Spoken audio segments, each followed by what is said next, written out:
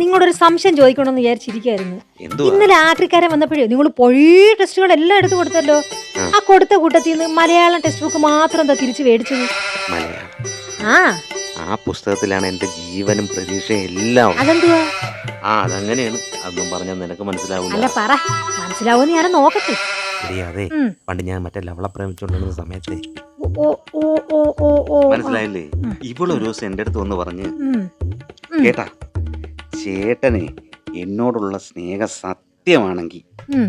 നമ്മൾ ഒന്നാവണമെങ്കിൽ ആ, ആ. ഞാനൊരു മയിൽപ്പീലി തരാം. അത് ഈ മലയാള പുസ്തകത്തിനകത്ത് സൂക്ഷിച്ച് വെച്ചിട്ട് ആകാശമൊന്നും കാണിക്കാതെ വച്ചേക്കണം.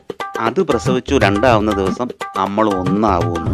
ഞാൻ അപ്പോഴേ അത് വാങ്ങിച്ച് ഈ പുസ്തകത്തിന്റെ അകത്ത് വെച്ചേക്കും. ആ, എന്നിട്ട് വെറ്റാ? അവള് 4 പെറ്റ്.